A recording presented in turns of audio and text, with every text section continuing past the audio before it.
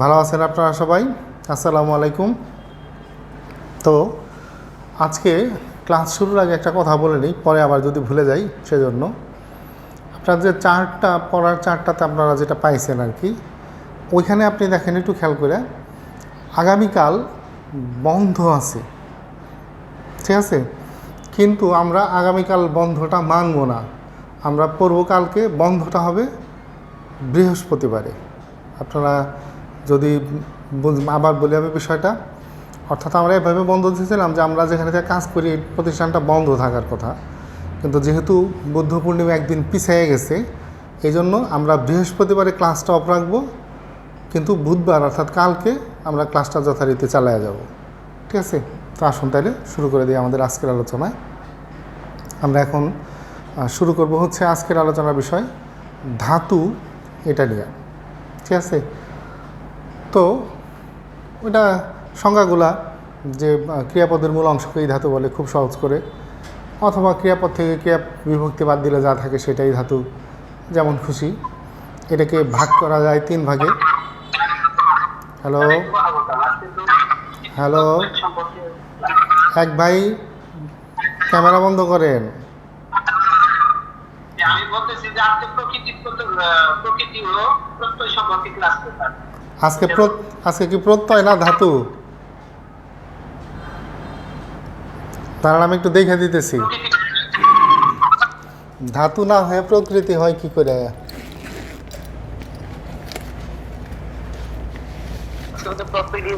কথা ছিল আজকে সন্ধি প্রত্যয়, আচ্ছা আচ্ছা প্রত্যয়, ঠিক আছে, সরি, প্রত্যয়ই পড়বো, অসুবিধা নেই, ঠিক আছে। তো সরি, আমার দেখার ভুল হয়েছে, প্রত্যয়, ঠিক আছে, ধন্যবাদ। তো ওই ধাতুর পড়া থাকলে প্রত্যয় পড়াটা একটু সহজ হয় আর কি।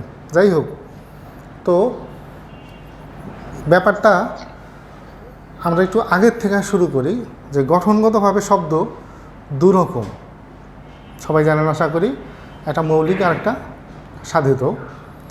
তো যে শব্দকে ভাঙা যায় বা বিশ্লেষণ করা যায় সেটি হচ্ছে সাধিত শব্দ, আর যে শব্দকে ভাঙা বা বিশ্লেষণ করা যায় না সেটি হচ্ছে মৌলিক শব্দ। তো আরেক ভাই, হ্যাঁ ধন্যবাদ। তো তাইলে এইখান থেকে কিন্তু প্রত্যয়ের অংশটা কাজ করা শুরু করে, যে একটা শব্দ ভাঙা যাচ্ছে কি যাচ্ছে না এদিক থেকে।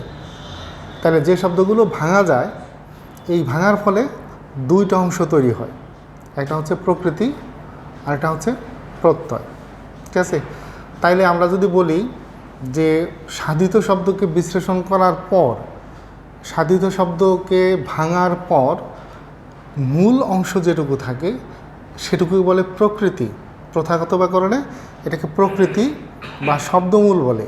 তাহলে প্রথাগত ব্যাকরণের এই প্রকৃতি বা শব্দমূলের সাথে যা যুক্ত হয়ে নতুন নতুন শব্দ গঠিত হয় তাদের বলে প্রত্যয়, ঠিক আছে? আমরা এখন একটু বোর্ডে খেয়াল করি, আপনারাও খেয়াল করেন।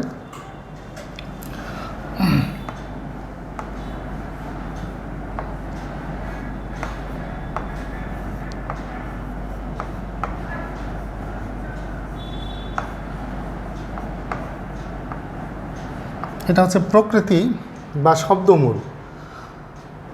এটি দু রকমের হয় সাধারণত, একটা হচ্ছে নাম প্রকৃতি, একটা হচ্ছে ক্রিয়া প্রকৃতি।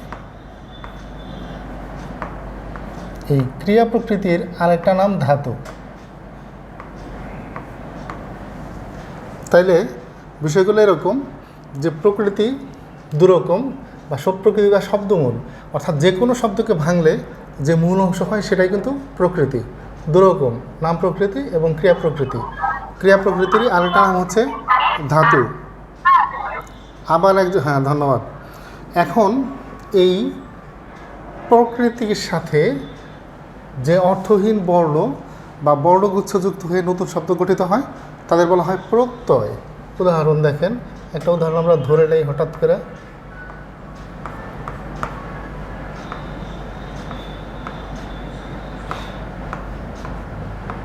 আমরা দুইটা ধরে নিলাম, ঠিক আছে? নাম প্রকৃতি হিসাবে ধরে নিলাম হাত, ক্রিয়া প্রকৃতি হিসাবে চল, ঠিক আছে? আচ্ছা, এখন একটা জিনিস খেয়াল করেন, নাম প্রকৃতি, নাম শব্দের অর্থ কিন্তু বিশেষ্য, তাহলে নাম প্রকৃতি সবকটাই কিন্তু বিশেষ্য, ঠিক আছে।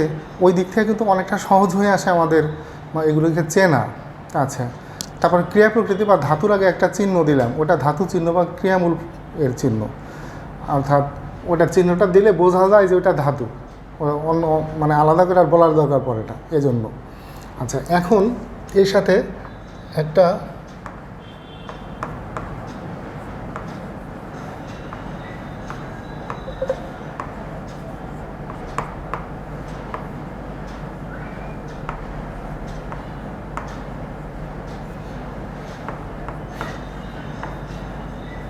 এবার একটু খেয়াল করেন যে হাতি, এর সাথে আমরা যথাক্রমে ই, ই, আ এবং অল যোগ করে দিছি, তাহলে কী হয়েছে?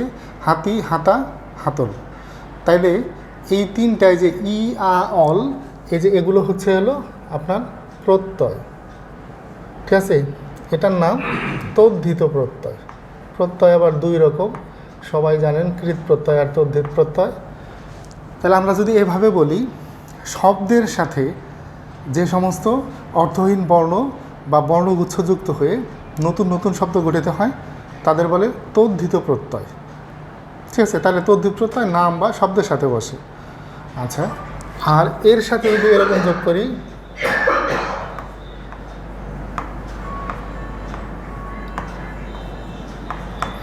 এটা হবে হলো চলন্ত, আর এটা হবে হলো চলা, এরকম। তাহলে এখন দেখেন যে চলন্ত, চলা, এখানে অন্ত, এই যে এই অন্ত এবং আ, এই দুটা হচ্ছে গিয়া কৃত প্রত্যয়। কেন? এটা ক্রিয়া প্রকৃতির সাথে বসছে, ঠিক আছে। তাই এটা সহজে মনে করার জন্য আমি যেভাবে মনে রাখি যে ক্রিয়া প্রকৃতি বানানে মানে ক্রিয়া প্রকৃতি বানানে ক আছে, কৃত প্রত্যয়ও ক আছে, তাহলে কয়ে কয়ে মিলাই দিয়ে ক্রিয়া প্রকৃতির সাথে কৃত প্রত্যয় বসে, নাম প্রকৃতির সাথে তদ্ধিত প্রত্যয় বসে। আচ্ছা, তদ্ধিত প্রত্যয় যুক্ত হয়ে যে শব্দ তার নাম হয় তদ্ধিতান্ত শব্দ, আর কৃত প্রত্যয় যুক্ত হয়ে যে শব্দ তাদের বলে কৃদন্ত শব্দ। আচ্ছা, তাইলে এখন চলন্ত, চলা এগুলো হচ্ছে কৃদন্ত শব্দ, আর হাতি, হাতা, হাতল এগুলো হচ্ছে তদ্ধিতান্ত শব্দ। অন্ত, আ হচ্ছে তদ্ধিত প্রত্যয়, ই, তারপর আ, তারপর অল, এগুলো হচ্ছে গিয়া তদ্ধিত প্রত্যয়। এবার একটা মজার জিনিস খেয়াল করেন, এই যে এইখানে একটা আ আছে, এটা একবার তদ্ধিত প্রত্যয়, এইখানে একটা আ আছে, ওটা একবার কৃত প্রত্যয়। সেক্ষেত্রে আমাদের কিন্তু নির্ভর করতে হবে অবশ্যই প্রকৃতির উপরে। প্রকৃতি যদি নাম প্রকৃতি হয় তাহলে ওই আটা হবে হলো তদ্ধিত, ক্রিয়া প্রকৃতি হলে কৃত প্রত্যয়, ঠিক আছে। স্পেশালি একই প্রত্যয় দেখবেন আপনারা 2-3 জায়গায় ব্যবহার হইতেছে, ঠিক আছে। সেক্ষেত্রে প্রকৃতির যা, প্রত্যয়ের পরিচয়ও তাই, ঠিক আছে। আমরা আরেকটু উদাহরণে বিষয়টা পরিষ্কার করি।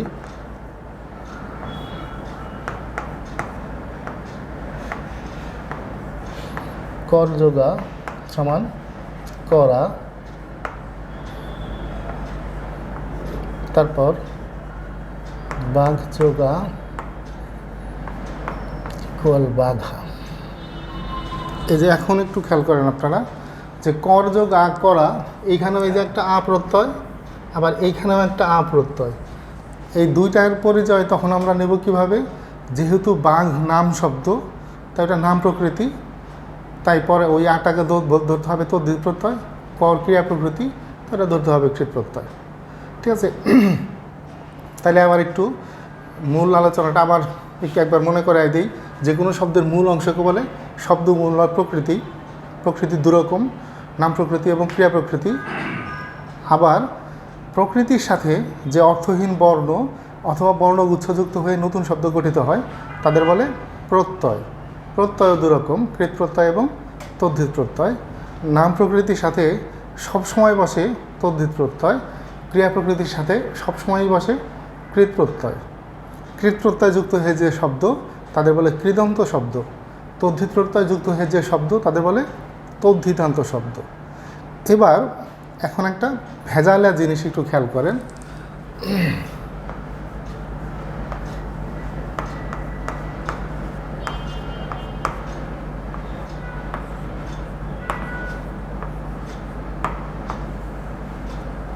এই যে এই শব্দটা কর যোগ আ করা, এখানে আ হচ্ছে কৃত প্রত্যয়, আবার কর যোগী করি, ঠিক আছে, এই করি কিন্তু কৃত প্রত্যয় না, ওটা এটা হলো ক্রিয়া বিভক্তি।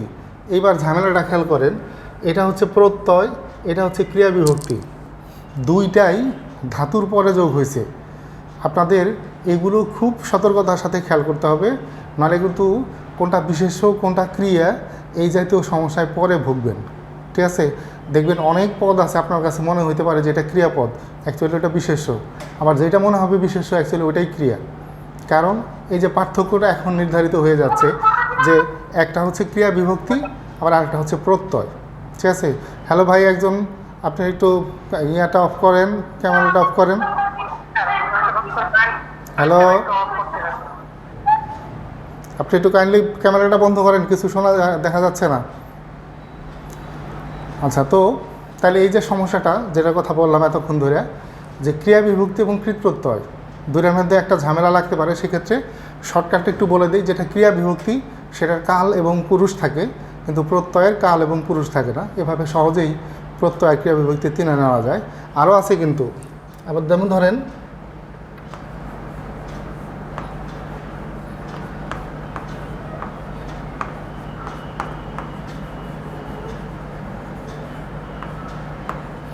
এখানে দেখেন বাঘের পরে আ যোগ করছি, ওই আ প্রত্যয়, কিন্তু এখানে বাঘের পরে যে টি যোগ করা হয়েছে এই টি কিন্তু প্রত্যয় না, এটা হচ্ছে নির্দেশক, ওটা এক ধরনের লগ্ন। ঠিক আছে, আবার ধরেন এর সাথে বাঘের সাথে যদি এভাবে গুলাগুলি যোগ করেন তাইলে এটা হলো এক ধরনের, আবার এটাও যোগ করতে পারেন। দেখেন যে বাঘগুলা, তখন ওটাকে বলা হবে বচন, আর বাঘই দেখেছি অন্য কিছু না, তখন ওই হইল বলক, অর্থাৎ এগুলোকে বলে লগ্ন। তাহলে আমি যে জিনিসটা বলতে চাইতেছি যে আপনাদের প্রত্যয়, ক্রিয়া বিভক্তি, লগ্ন এগুলা সবই শব্দের পরে বসে, কিন্তু এই পরে বসার ফলে এই দেখা যায় অনেক সময় যারা আমরা নতুন, তারা কোনটা প্রত্যয় কোনটা ক্রিয়া বিভক্তি বা কোনটা লগ্ন এটা চিনতে আমাদের একটু সমস্যা হয়, অনেক ক্ষেত্রে আছে। সেজন্য এই জিনিসগুলো আপনাদের একটু মনে করাই দিলাম। ঠিক আছে, আচ্ছা, তো এরপরে আরও 2-3টা বিষয় থাকে, যেমন গুণ, বৃদ্ধি, ঈদ, এই বিষয়গুলো নিয়ে একটু কথা বলা। অনেক সময় শব্দ আছে বাচ্চারা মানে মানে বেমুক্কা প্রশ্ন করে বসে যে এই শব্দ এইভাবে হইলো কেন, এটা এইভাবে হইলো কেন, এটা একটু না জানা থাকলে একটু ঝামেলা হয়। ঠিক আছে, আসেন শুরু করি। গুণ, বৃদ্ধি, ঈদ এই টার্মসগুলো কি সেটার জন্য একটা জিনিস খেয়াল করেন, চিন যোগ আ, এটা হওয়ার কথা ছিল চীনা, না হয়ে হয় চেনা। এখানে দেখেন আছে হলো একটা ই, সেটা রূপান্তরিত হয়েছে এসে এতে, নাকি? এটা কিন্তু হওয়ার কথা ছিল চীনা, না হয়ে গেল চেনা, তাহলে একটা স্বরধ্বনির পরিবর্তন হলো। আচ্ছা, এখন যদি বলি প্রকৃতির সাথে প্রত্যয় যুক্ত হলে প্রকৃতির আদি স্বর, সংজ্ঞাটা একটু খেয়াল করে, প্রকৃতির সাথে প্রত্যয় যুক্ত হলে প্রকৃতির আদি স্বর কখনো কখনো পরিবর্তন হয়ে যেতে পারে। এই পরিবর্তনের নাম কখনো গুণ আর কখনো আবার বৃদ্ধি। ঠিক আছে, তাহলে প্রকৃতির সাথে প্রত্যয় যুক্ত হলে কোনো কোনো সময় প্রকৃতির পরিবর্তন হতে পারে, এই পরিবর্তনের নাম গুণ, কখনো বৃদ্ধি। কখন গুণ কখন বৃদ্ধি? রস্বই দীর্ঘর জায়গায় এ, রস্বই দীর্ঘর জায়গায় ও, রির জায়গায় অর হলে তাকে বলে গুণ। আবার রস্বই দীর্ঘর জায়গায় ওই, রস্বই দীর্ঘর জায়গায় ও হলে তাকে বলে বৃদ্ধি। এটা সোজা করে এটা মনে রাখার সিস্টেম আছে, দেখেন শিখাই দিই।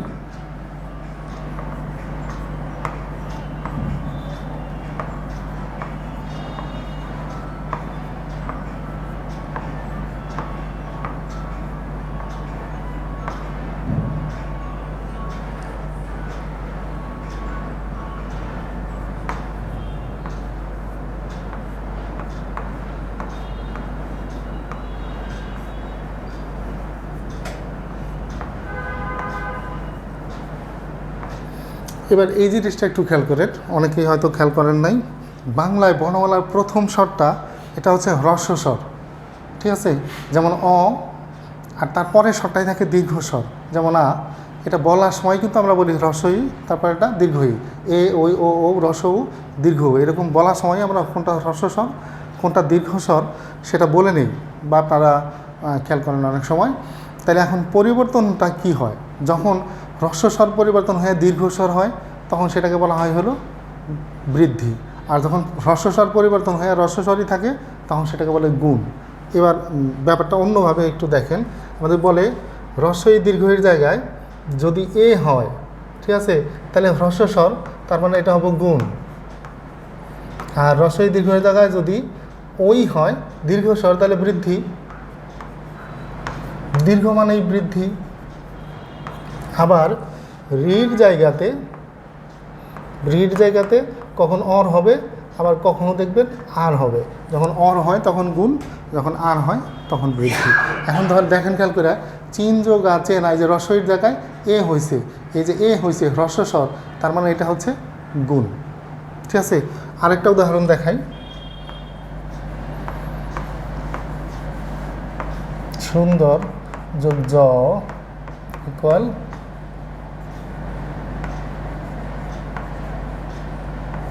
সৌন্দর্য। এবার একটু খেয়াল করে দেখেন, এটা হওয়ার কথা ছিল সৌন্দর্য, কিন্তু ঔকার হলো কোথার থেকে? এটাই যে রসউ দীর্ঘের জায়গায়, এই যে রসউয়ের জায়গায় দীর্ঘ স্বর হয়েছে, ঔকার হয়েছে, এই যে ও হয়েছে রসউ দীর্ঘের জায়গায় ও হলে তাকে বলা হয় বৃদ্ধি। সুতরাং এই সৌন্দর্যটা হচ্ছে বৃদ্ধির ফলে। ব্যাপারটা আবার বলি, রসই দীর্ঘের জায়গায় এ হলে সেটাকে বলে গুণ, রসউ দীর্ঘের জায়গায় ও হলে সেটাকে বলে গুণ, রসই দীর্ঘের জায়গায় ওই হলে বৃদ্ধি, রসউ দীর্ঘের জায়গায় ও হলে সেটাকেও বলে বৃদ্ধি। তাহলে এখন দেখেন, সহজে মনে রাখার জন্য, পরিবর্তন হয়ে যদি হ্রস্বস্বর হয় তাহলে সেটাকে বলে গুণ, আর পরিবর্তন হয়ে যদি দীর্ঘস্বর হয় তাহলে সেটা বৃদ্ধি। এটা সহজে মনে রাখার জন্য একটা বুদ্ধি, মানে ভুলবেন না। যদি জিনিসটা বুঝতে থাকেন তাহলে কোনো দিনই আর ভুলবেন না, ঠিক আছে? নাহলে এটা মনে রাখা একটু টাফ।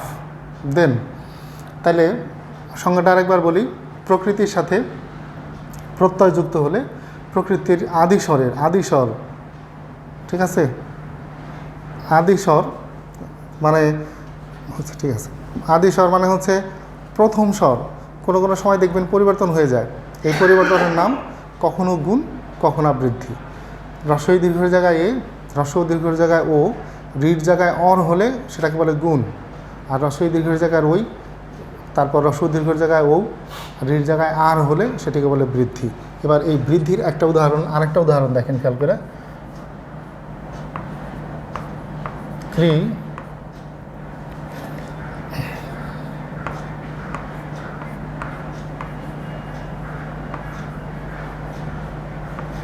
এবার একটু ঠান্ডা মাথায় উচ্চারণ করলে বুঝতে পারবেন, ক্রি যোগ জ হওয়ার কথা ছিল ক্রিজ, কিন্তু দেখেন হয়েছে হলো কার্য, পরিষ্কার একটা আর উচ্চারণ হয়, এই যে উচ্চারণ হইতেছে, তার মানে এটা বৃদ্ধির ফলে হয়েছে, ঠিক আছে? আর যদি অর হইতো তাহলে হয়তো গুণ। আচ্ছা, আরও একটা ছোট্ট থিম থাকে, সেটাকে বলে ঈদ, আমরা ওইটাও একটু দেখি।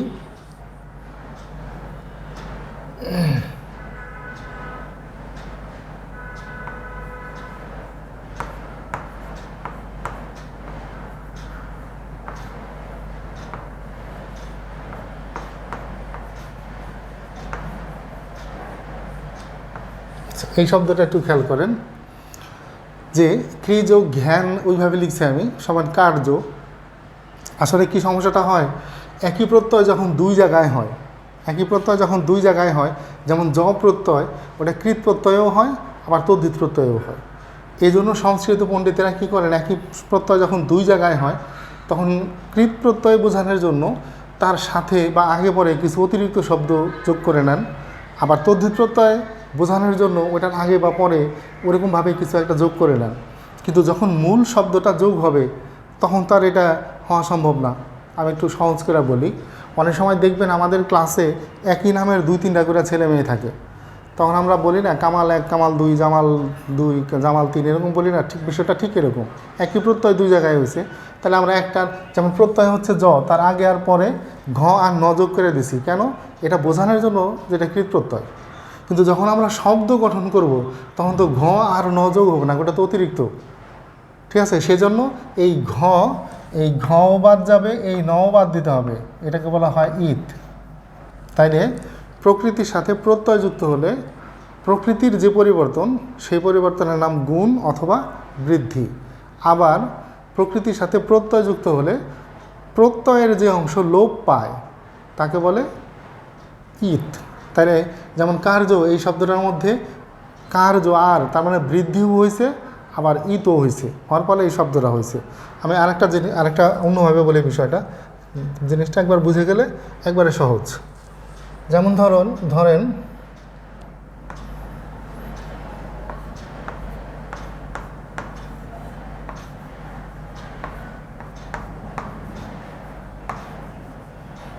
এইটা ক্রিযত্নক সমান কারক। আচ্ছা, এখন সবাই নিশ্চয়ই খেয়াল করতেছেন এটা তো হওয়ার কথা ছিল ক্রিনক, তাহলে কারক হয় কেন? ঠিক আছে, এইবার একটা জিনিস খেয়াল করেন,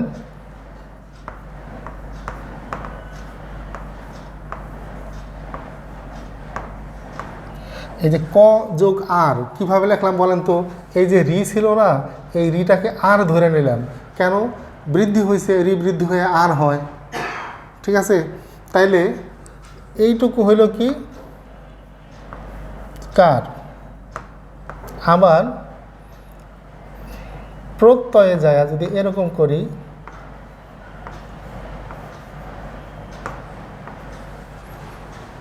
ঠিক আছে, প্রত্যয়টাকে যদি ওই রকম করে ভাঙি, নিশ্চয়ই বুঝতে পারতেছেন যে জাস্ট খালি ধ্বনিগুলো আবেলে বিচ্ছিন্ন করে দিছি।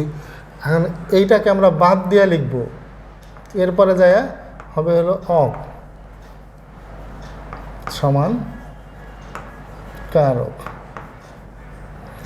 এই যে এইটার নাম হচ্ছে ইত, বাদ দিলাম। আর এই যে এখানে আর হইল যে, এটার নাম হইল বৃদ্ধি। আশা করি বিষয়টা ধরতে পারছে যে পরিবর্তনটা যখন প্রকৃতির সাথে হয় তখন সেটা হলো গুণ বা বৃদ্ধি, আর প্রত্যয় থেকে যে অংশ বাদ যায় সেটাকে বলা হয় ইত। কোনো কোনো জায়গায় এটাকে অনুবন্ধ বা অনুবন্ধহীন রূপও বলে, ঠিক আছে? তাহলে এই চ্যাপ্টারের সবচেয়ে গুরুত্বপূর্ণ বিষয়টা হলো কোনটা কৃত প্রত্যয় এবং কোনটা তদ্ধিত প্রত্যয় সেটা চিনতে পারা, ঠিক আছে? আপনারা অতি অবশ্যই এই কৃত প্রত্যয় এবং তদ্ধিত প্রত্যয় যেটা আছে এটা চেনার চেষ্টা করবেন, যে প্রকৃতি দেখে খুব সহজেই চেনা যায় কোনটা কৃত প্রত্যয় কোনটা তদ্ধিত প্রত্যয়। এক্ষেত্রে আপনি যদি একটু ভালো করে খেয়াল করেন বা আমার আজকের কথাটা শুনে থাকেন, তাহলে শতকরা 98টা কৃত প্রত্যয় না তদ্ধিত প্রত্যয় দেখলেই বুঝে ফেলতে পারবেন। 2-1টা তো এর হলো হয়, ওটা সবার ক্ষেত্রেই হয়, এই জন্য 98% বললাম যে শতকরা 98 ক্ষেত্রে আপনারা জাস্ট শুধু খেয়াল করে যে নাম প্রকৃতি মানে তদ্ধিত প্রত্যয়, ক্রিয়া প্রকৃতি মানে কৃত প্রত্যয়, এটা হলেই কোনটা কৃত প্রত্যয় কোনটা তদ্ধিত প্রত্যয় সেটা জানা যায়।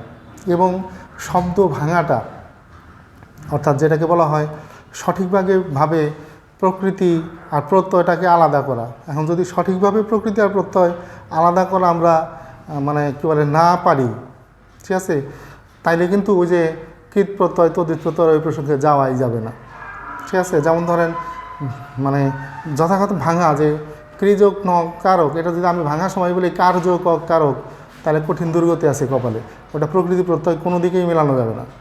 আরও একটা জিনিস খেয়াল রাখতে হবে আপনাদের, প্রত্যয় আর সন্ধি একই রকম করে লেখা হয়, ঠিক আছে? কিন্তু অবশ্যই আপনারা তো জানেন প্রত্যয় আর সন্ধির মধ্যে পার্থক্য আছে।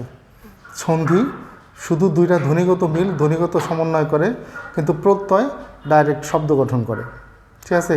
এবং আরও একটা জিনিস আজকের জন্য একটু বিশেষ গুরুত্ব দিচ্ছি, যে আপনার প্রত্যয় শব্দের পরে বসে, তারপর ক্রিয়া বিভক্তি এটাও শব্দের পরে বসে, বিভিন্ন ধরনের লগ্নক সেগুলোও শব্দের পরে বসে।